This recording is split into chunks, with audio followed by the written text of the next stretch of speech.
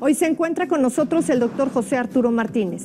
Él es jefe de Infectología y Microbiología Clínica del Instituto Nacional de Enfermedades Respiratorias.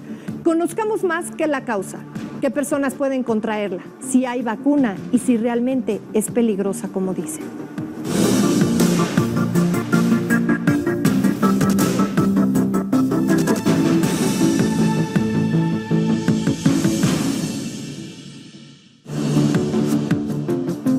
Gracias por estar en este desafío. Mi nombre es Paula Roca y me da mucho gusto que nos acompañen porque hoy vamos a tratar un tema que no sabemos si esta enfermedad ya llegó a una epidemia. Gracias al doctor José Arturo Martínez que esté con nosotros. Gracias para tratar esta enfermedad que no sabemos, es una enfermedad, se llama Lyme, pero ¿qué la causa? Mira, la enfermedad de Lyme es una enfermedad que ya tiene varias décadas identificada en el mundo y la causa una bacteria que es transmitida por un insecto, que es una garrapata, que nosotros en la medicina la llamamos los vectores. Así como el dengue, el chikungunya es transmitido por mosquitos, hay otras enfermedades que se pueden transmitir también por otro tipo de insectos, y en este caso esta es una enfermedad bacteriana transmitida por una garrapata, y que una vez que te pica la garrapata, usualmente pica la piel, ahí agarra la piel, y es la forma en que se transmite esta bacteria. Y ya esta bacteria, una vez dentro del cuerpo, se puede diseminar a diferentes sitios. Ahora, tengo una pregunta. ¿Hay diferentes tipos de garrapatas? Porque al parecer hay unas que son muy chiquitas que ni siquiera se ven, que son como tamaño liendre. ¿Esas son las que transmiten la bacteria o cuáles son? Claro, hay diversos tipos de garrapatas. De hecho, solamente algunas garrapatas son las que se han identificado que están predispuestas a tener esta bacteria. La más frecuente se llama Ixodes y hay más de 30 tipos de Ixodes. Y estas mismas garrapatas en su ciclo de vida tienen muchos estadios, desde un insecto microscópico que se les llama ninfas, que es casi luego que salen del huevecillo, hasta que ya son adultos, que se le llamaría la garrapata como tal, y son las que tienen el potencial de picar y de transmitir la bacteria. Usualmente los estadios más pequeños no tienen ese potencial, entonces por eso es muy fácil identificar una garrapata cuando está pegada al cuerpo del paciente. Ellos se dan cuenta que la garrapata está ahí pegada al cuerpo y se la quitan. Muchas veces una causa de consulta es: doctor, es que me encontré que una garrapata estaba pegada a mi piel, me la quité y leí que estas pueden transmitir enfermedades. A veces te llevan la garrapata, en otras ocasiones no, porque pues en el momento la matan, la desechan. ¿Cómo se puede detectar y qué personas están en riesgo? Porque al parecer las ronchas son muy grandes. ¿Cómo puedes saber qué es Lyme? Porque es la gran imitadora y se puede confundir. Claro, esta enfermedad tiene muchas manifestaciones clínicas, afecta a muchos órganos, y lo primero, como bien comentas, es quiénes están en riesgo. No es tan frecuente estar expuesto y tener una enfermedad de Lyme, pero por ejemplo en Estados Unidos y en Europa, principalmente en Estados Unidos, es una enfermedad endémica, lo tienen casi en todo el este de Estados Unidos, y conforme ha pasado las décadas, el cambio climático ha hecho que esa bacteria, esas garrapatas infectadas, vayan bajando a la República Mexicana, y hay ya bastantes casos reportados aquí en nuestro país. Las personas que están en riesgo son las que tienen el riesgo de estar cerca del ambiente donde están las garrapatas, que son en el bosque, bosques húmedos, un poquito entre cálido, húmedo es el ambiente, y normalmente estas personas son escaladores, alpinistas, los que practican ciclismo de montaña, guardabosques, que trabajan en el bosque, que viven en zonas forestales aisladas de la ciudad, o personas que van a hacer camping a los bosques, y principalmente en las zonas donde se sabe que hay transmisión importante de esta bacteria y que hay estas garrapatas infectadas. La forma en que podemos detectar a los pacientes, hay 3 estadios. El estadio inicial se llama así, estadio inicial, y se llama eritema migrans. ¿Qué es eritema migrans? En la zona donde te pica la garrapata, después de días o hasta semanas, empiezas a tener una roncha roja. Esas son las manifestaciones. Esa es la manifestación inicial. El 80% de los que les pica la garrapata y que tienen a la bacteria que se llama Borrelia burgdorferi, usualmente tienen inicialmente el eritema migrans. Inicialmente empieza con esa lesión roja, pero después cambia a otro lugar del cuerpo y empieza a aparecer y desaparecer lesiones rojas en el cuerpo. O sea, no es donde te pica nada más, sino se transmite por todo el cuerpo y también por dentro. Exactamente. Una vez que este estadio inicial empieza a tener estas manifestaciones cutáneas en la piel, puede tener otras manifestaciones. En la inicial, que se da semanas después de la infección de la picadura, aparte de estas lesiones en la piel, los pacientes tienen fiebre, pueden tener ganglios, bolitas en el cuello, en las axilas, en las ingles, dolor de articulaciones, dolores musculares, dolores de cabeza. Si no se da tratamiento, a veces resuelve solo, pero usualmente resuelve en semanas. Pero la desventaja de esta bacteria es que muchas veces sin tratamiento pasas a los siguientes estadios.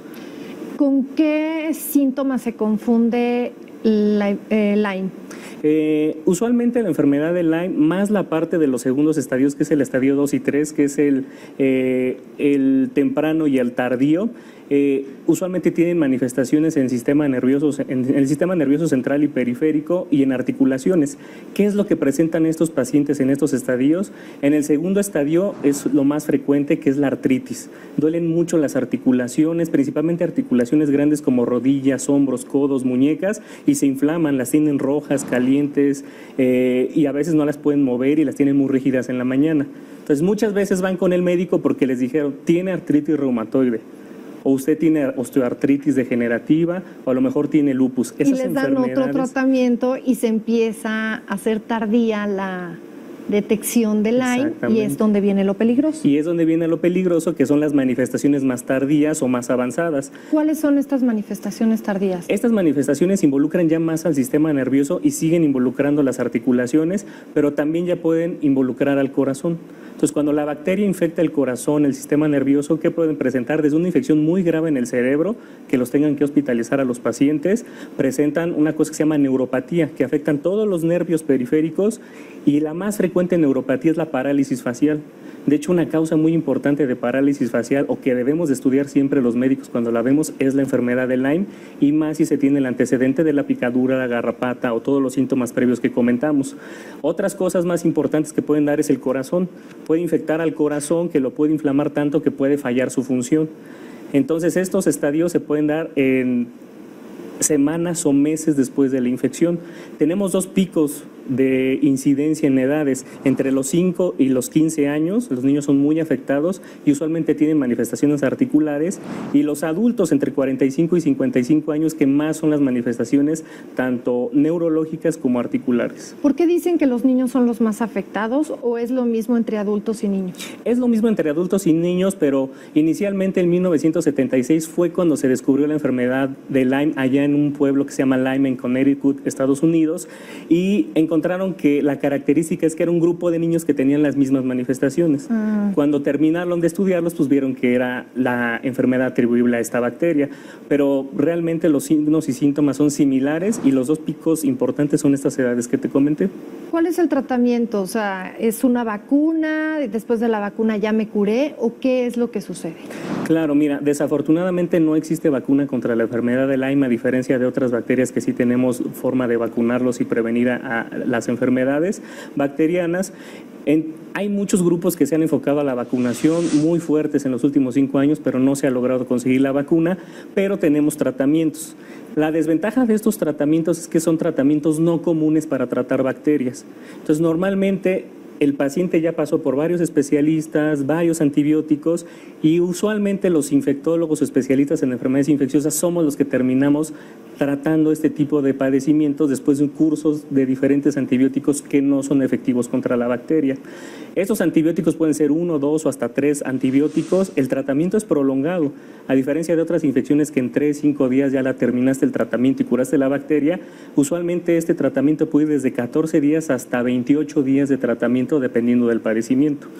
Los antibióticos, aparte, el que es de elección normalmente no se puede dar a embarazadas, a mujeres que están amamantando o a niños menores de 8 años por sus efectos adversos. Entonces, el tratamiento antibiótico también tiene que ser muy dirigido e identificado por un especialista en enfermedades infecciosas. Cuando los casos son muy graves, tienen que hospitalizarse y recibir el tratamiento por la vena. ¿Qué casos son los graves? Cuando afectan el cerebro, los nervios, el corazón, o articulaciones muy grandes y que la artritis es muy severa y que puede poner en peligro la función de la articulación. Estaba escuchando una cantante que de hecho tuvo esta enfermedad, que ella decía que se queda como dormido la bacteria, pero que no se quita realmente. que cuando se te bajan las defensas o cuando tienes algo más, es cuando como que despierta.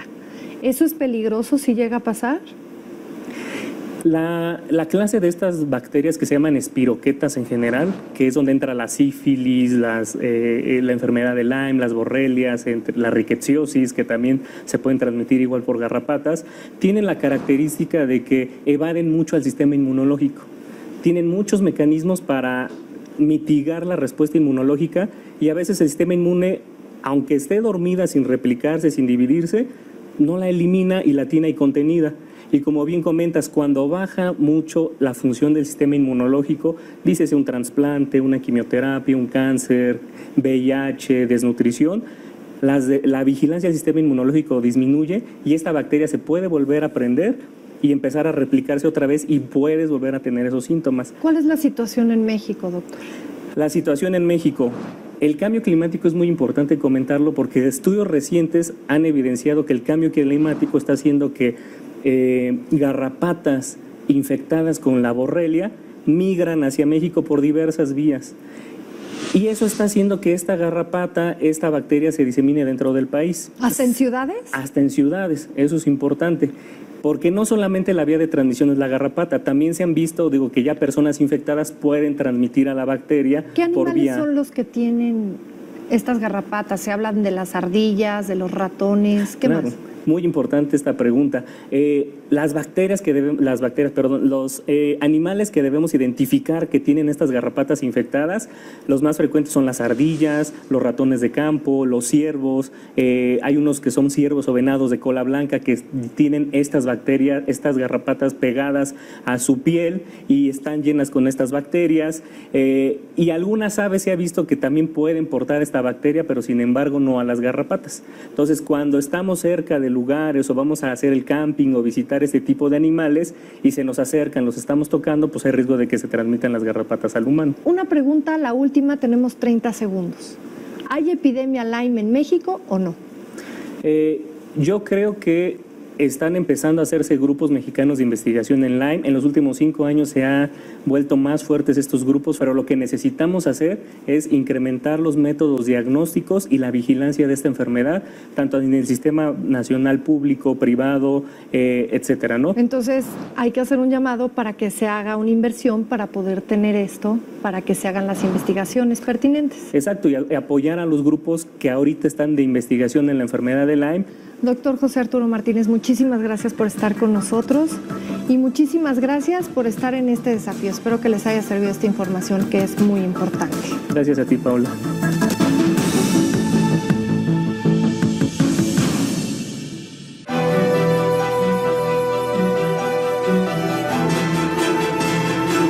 Los temas de moda entre los candidatos a la presidencia de la República, de todos, sin excepción, giran en torno a la corrupción, a la impunidad, al combate a la inseguridad.